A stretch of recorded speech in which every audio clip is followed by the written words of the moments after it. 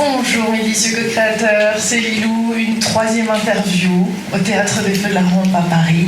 Cette fois-ci avec la délicieuse coréenne AJ Lin qui est pianiste, concertiste, auteur, un nouveau livre qui sort le 18 février. On va parler du silence, on va parler de la musique classique qui a bouleversé ta vie et à quel point la musique classique peut être en fait un vrai éveil, un éveil spirituel même.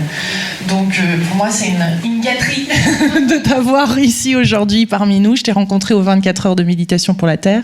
Tu viens de traduire, c'est toi qui viens de traduire le Vénérable Sangdam. Tu as d'ailleurs traduit plein de ses textes. C'est grâce à lui qu'il commence à avoir une notoriété internationale.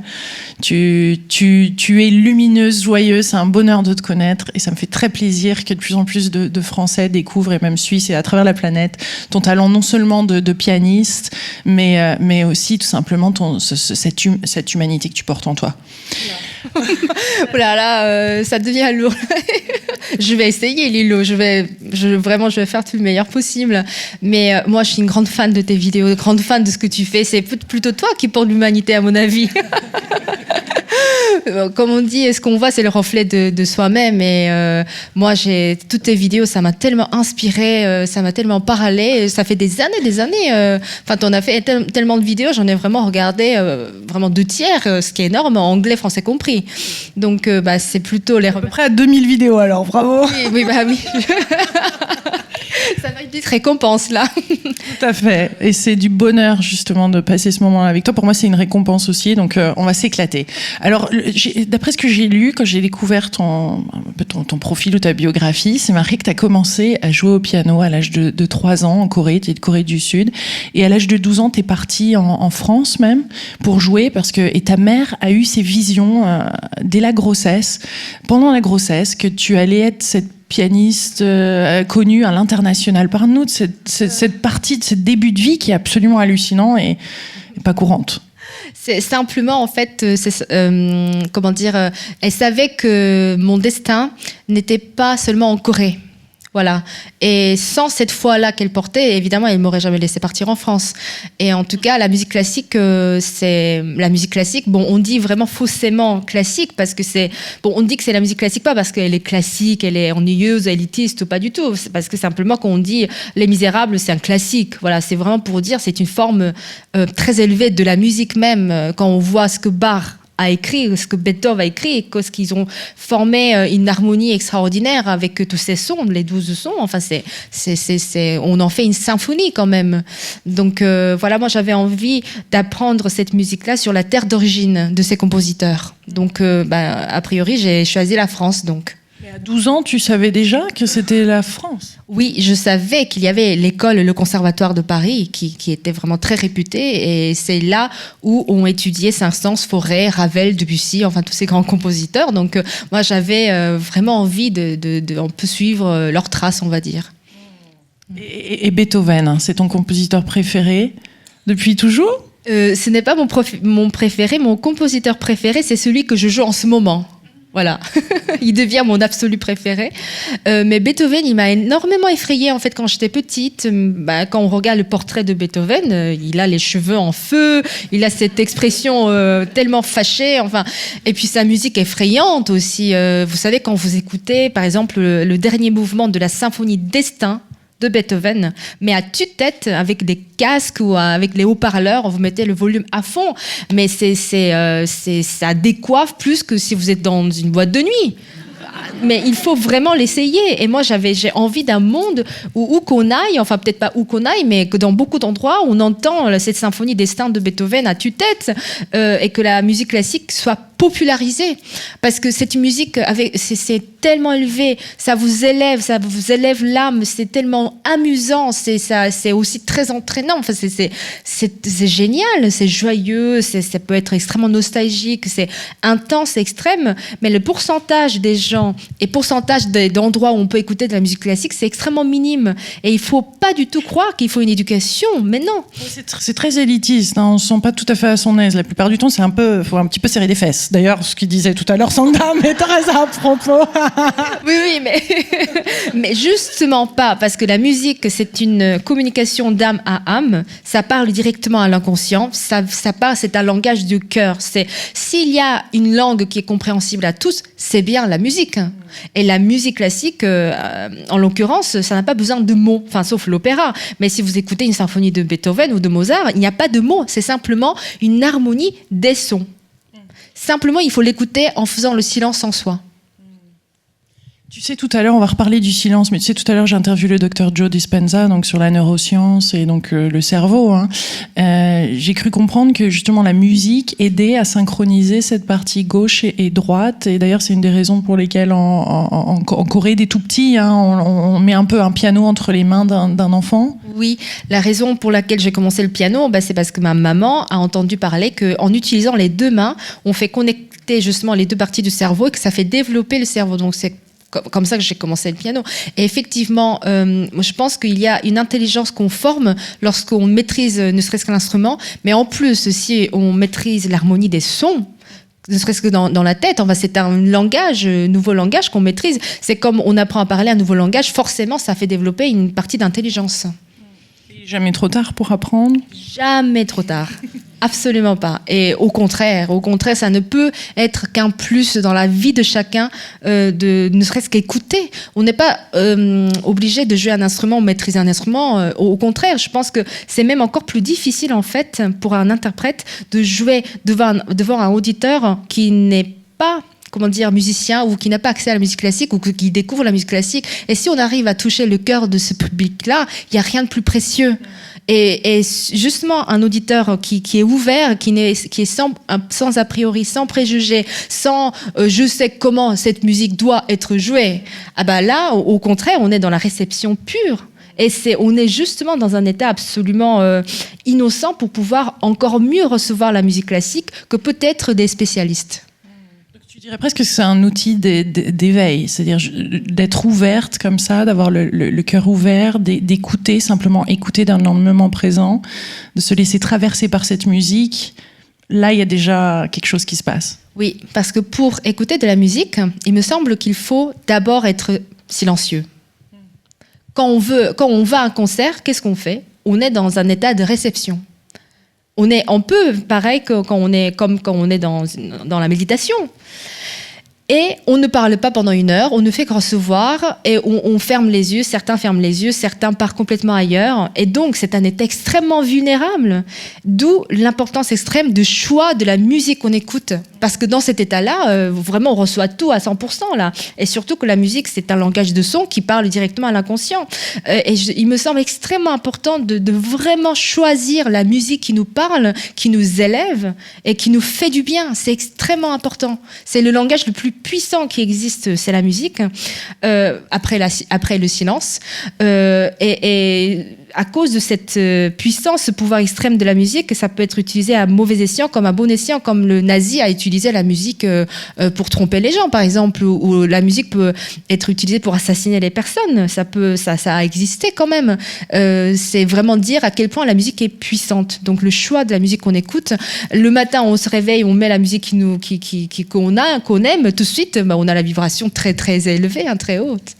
Il y a différentes fréquences dans la musique, différentes hertz, niveaux, et ça c'est important parce qu'on m'a parlé du 528, 824 ou je ne sais pas quoi. Il y a plein de... et pas toutes les musiques sont sur la même fréquence, et ça aussi c'est important. Tu t'y connais un petit peu, je pose là-dessus. Écoute, j'ai entendu parler de ça, j'ai lu des articles sur ça justement, mais c'est un peu bizarre parce que, la même symphonie de Beethoven peut être jouée dans une autre tonalité plus haute ou plus bas, mais c'est pas parce qu'elle est jouée dans une tonalité qui est différente que l'essence, le message musical change. Donc, de toute manière, pour moi, ce qui est important, c'est le langage musical harmonique et le message qu'elle contient et la manière de la faire passer avec l'interprétation. Donc, c'est beaucoup plus important que le hertz, il me semble. Et je suppose que l'intention de la personne qui joue est très importante. Ah oui, oui. En fait, si les paroles étaient un peu le micro ou l'écho de la pensée, la musique, lorsque je suis au piano et que je joue du piano, le son qui propage, c'est un peu le bras long, c'est l'écho de mes pensées. Et en plus, c'est les vibrations qui sont concrètes là. Avec la musique, mes pensées ont été amplifiées avec les haut-parleurs, avec le piano. Et je suis sûre que la vibration, ça se propage dans l'univers. D'où l'extrême importance et la responsabilité de chaque interprète à vraiment avoir une vie intérieure qui soit à la hauteur au moins de la musique qu'on interprète. On ne se rend pas compte, mais lorsqu'on se rend compte de la puissance, le pouvoir extrême de la musique, si on se dit oui, je suis musicien, on peut pas le dire à la cool, quoi, parce qu'il y a une telle responsabilité, on diffuse un tel message dans la musique qu'on interprète, c'est vraiment une grande responsabilité, je pense. C'est un acte sacré. Oui, ça peut même être un sacerdoce, hein, je pense. Enfin, en tout cas, il y a une part de ça, on peut pas ne pas passer par ça. Parle-nous du silence. Pourquoi le silence a un son ? Le silence, c'est un état dont j'ai absolument besoin avant de commencer une œuvre. Tout part du silence. Le silence, ça paraît rien, mais c'est très difficile de trouver le silence en soi et même à l'extérieur. C'est pas facile dans une grande ville en plus. Et la qualité du silence, on peut avoir un silence angoissé, un silence absolument paisible, un silence où on est un avec l'univers. Alors là, c'est un grand mot, si on y arrive. Et ce silence-là, il faut d'abord l'atteindre. En tout cas, la qualité du silence la plus élevée qu'on peut atteindre. Si j'arrive à atteindre ce silence-là, je sais que la musique qui va advenir de ce silence sera belle. Donc, toute la musique que je joue dépend de ce silence. Donc, c'est extrêmement important pour moi de d'abord trouver ce silence. Et pour le ressentir, comment tu t'y prends pour arriver à cet endroit, à cet espace ? Je suppose que tu as développé tes propres techniques. Oui. Alors, ce que disait le vénérable Sandam, le non-jugement. J'entre dans l'état de non-jugement. Ensuite, selon la musique que je vais interpréter, je vais me mettre en osmose avec cette musique-là, avec le ton de cette musique-là. Parfois, j'adresse une prière aux anges, et là, je me sens assaillie par la vibration de gratitude, et j'ai plein de frissons partout. Et du coup, je me déconcentre de mon ego, je me décentre. Et quand je me décentre, que je suis en osmose avec moi-même. C'est bizarre, hein ? C'est quand mon attention n'est pas focalisée sur le moi, oulala, les gens sont venus m'écouter, alors le trac. Là, on est vraiment dans l'ego extrême, alors d'où le trac. Parce qu'on se dit, oulala, qu'est-ce qu'ils vont penser de moi ? Si je fais une fausse note, c'est la fin du monde, alors là, ça commence le cauchemar. Mais c'est quand on se décentre et qu'on sort de cet ego-là que on ne pense ni au trac, ni au qu'en dira-t-on, on va dire, et on est vraiment en osmose avec le silence. C'est magnifique ce que tu nous dis là. J'essaye. Est-ce que tu as déjà... Est-ce que tu on t'aime. Je dis pas que j'y arrive, hein, c'est ce que j'essaie en tout cas. C'est quelque chose à attendre, tu tends vers ça.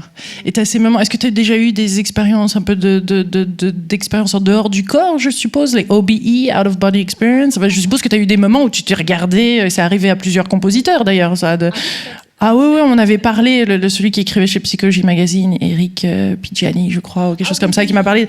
On a cette impression de se voir par moment. Oui, bien sûr. C'est toi qui l'avais interviewé, il me semble. Je vérifie là que tu as bien regardé. C'est très... Oui, j'ai bien étudié le sujet. Non, mais j'ai bien vu cette vidéo-là. Donc c'est avec toi d'ailleurs que j'ai pu vraiment l'entendre parler. D'ailleurs, il a parlé de Tifra dans cette interview. Tu vois, je me souviens de tout, de tous les détails. Hein. Il a même parlé de l'église que Tifra avait fondée, où il avait vu les esprits. Enfin, je me souviens de tout ce que il t'avait dit. C'est possible, tu as eu ces expériences comme ça, un petit peu en dehors du corps, peut-être? Absolument. Mais lorsque je joue au piano, en fait, je suis deux. Il y a une personne qui joue et une personne qui regarde. Et cette personne qui joue, en fait, elle est un peu... la servante de cette personne qui dirige. En fait, c'est on peut voir ça comme un producteur, un directeur de film qui dirigerait les acteurs. Donc mon vrai moi, il est en haut. Un moi supérieur. Un moi supérieur peut-être. Alors il voit l'auditeur, il voit le piano. Je ne suis pas dans le clavier. J'entends le son de là-haut. C'est magnifique. Mais ça n'arrive pas à tous les coups, hein. Et ça te fait pas peur des fois, ça paraît tellement grand, tellement... Non, justement, quand ça arrive, c'est la paix totale. parce que j'ai un recul par rapport à la situation. Et c'est seulement quand ça n'arrive pas, justement quand je suis vraiment dans l'action, là je suis essoufflée, c'est haletant, quoi. Mais au contraire, ça prend du recul. Qu'est-ce que tu fais quand tu commences à jouer, tu sens que t'es pas aligné, que t'es pas dans cette énergie-là? Est-ce que tu as des petites recettes pour rectifier? Oui, il faut pas y penser. Dès qu'on sent, oula, là je suis pas en alignement, oula, là comment je vais faire? Et il faut pas chercher de solution, il faut simplement passer à autre chose. Il ne faut plus s'occuper de ce problème-là, parce que plus on va s'en occuper, plus il va faire des enfants. Donc il faut passer à autre chose, il faut soit ne plus penser, soit penser à autre chose. Dans le moment présent, peut-être même la gratitude. Ouais, tout de suite, exactement. Tout de suite dans le non-jugement. En tout cas, moi, j'essaie d'aller tout de suite dans le non-jugement, dans le non-pensée. Et dès que je suis dans le non-pensée, dans le non-jugement, je capte le ton de l'œuvre. Je peux essayer d'entrer dans l'osmose de l'œuvre. C'est presque comme si tu devenais une channel, enfin, tu vois, où ça te traverse, et pour le coup, c'est comme si la vie te traversait et te guidait.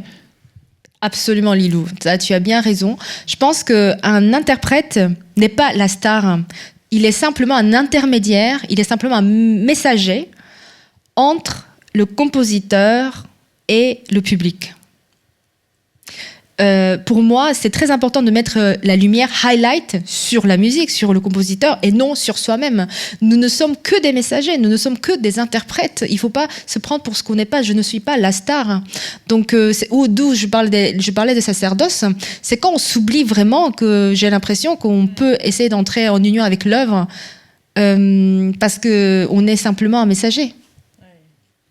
Et c'est étonnant d'ailleurs, dans des personnes comme toi, tu es public, tu voyages à travers le monde, les gens font la queue pour te rencontrer après à la fin de tes concerts. Comment tu ne rentres pas dans cette identification de ce qui t'est proposé et que tu restes toi-même aligné à quelque chose? Parce que ça arrive très souvent où des personnes connaissent un grand succès et ensuite, moi je l'ai vu même dans le milieu spirituel, où on va faire des interviews comme ça où il y a des fois un décrochage et puis après les mots ne sont plus alignés avec ce que la personne, sa manière d'agir et de parler. Je comprends. Comme je disais au piano tout à l'heure, je suis deux. Il y a une personne qui joue, une personne qui regarde l'image publique ou justement l'image qui est en représentation. Pour moi, c'est un jeu comme le théâtre. Tu vois, je vois les marionnettes là, et puis pour moi, la personne qui représente AJ Lim, même le nom AJ Lim, ce n'est pas moi. C'est une actrice, enfin c'est une marionnette, c'est une poupée. Je suis comme dans une pièce de théâtre, et je me regarde, je m'amuse. Mais mon vrai moi, il est un avec tout. Il est l'univers. Il est là pour diffuser la lumière ou le message, le message le plus positif possible. Donc la personne qui est là, l'artiste pour lequel peut-être on fait la queue, ce n'est pas moi. Je la regarde avec comme une tierce personne, comme une personne qui n'est pas moi. Comme tu sais, c'est marrant. C'est Marilyn Monroe qui m'a inspirée. C'est marrant. Elle a dit. On disait que quand elle parlait d'elle-même, elle disait « Oh oui, la Marilyn ». Alors, oui, la Marilyn, elle aime ça, ou Marilyn, elle aime ceci. Enfin, on pourrait dire « Oh là là, elle fait sa star, elle parle d'elle à la troisième personne ». Mais c'est très sage. En fait, c'est extrêmement sage, parce qu'on a un recul extraordinaire par rapport à soi-même. C'est-à-dire qu'elle ne s'identifie pas à l'image que ce que les autres ont créé sur elle. Enfin, elle ne s'identifie pas avec l'image qui a été créée par les autres. Elle a un recul, la lucidité complète sur qui elle est vraiment. Donc, voilà, je pourrais devenir extrêmement célèbre ou extrêmement pauvre, très clocharde, etc. Je sais que ce n'est qu'une partie de moi. Tu es connecté à ton essence, à quelque chose de plus grand qui est relié, et magnifique. Bien sûr. Ça, c'est l'essence. Là, je suis toujours... ça, c'était mon centre. Ça, c'est le centre.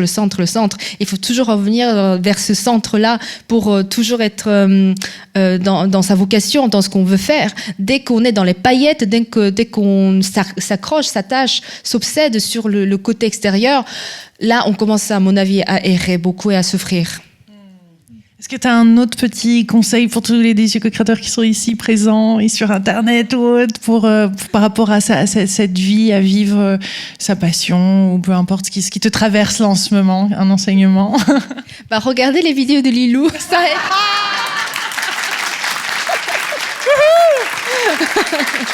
Non mais c'est vrai. C'est extraordinaire. Et en plus, ce qui est génial, c'est que tes vidéos sont traduites en coréen.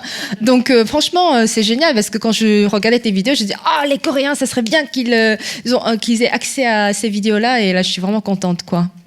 Donc, ça s'est fait parce que les gens avaient envie, les Coréens avaient envie de contenu et il y a quelqu'un qui s'est proposé, c'est beau. Ça se fait comme ça, il y a cette espèce d'abondance qui nous revient, des synchronicités, hein, tu as dû en vivre pas mal comme ça. Ça vient à nous à un moment. Quand on lâche prise un peu, on essaye, on arrête de vouloir tout faire. Oui, c'est vrai, hein, absolument. Lorsqu'on veut tellement une chose et qu'il y a une décision très importante à prendre et on peut pas, je veux dire, c'est pas tout de suite là qu'on peut influencer.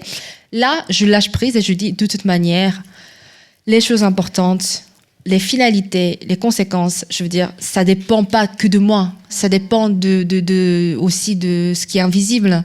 Donc voilà, je le laisse à là-haut. Voilà, je fais tout le meilleur possible de ma part, en tout cas avec la meilleure volonté, la meilleure intention. Je fais tout ce qui est en mon possible, mais à un moment donné, je le laisse à là-haut.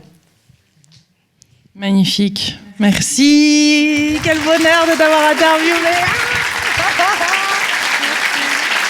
Merci. Gros bisous. On vous embrasse très fort du Théâtre des Feux de la Rampe. Merci, AJ Lim.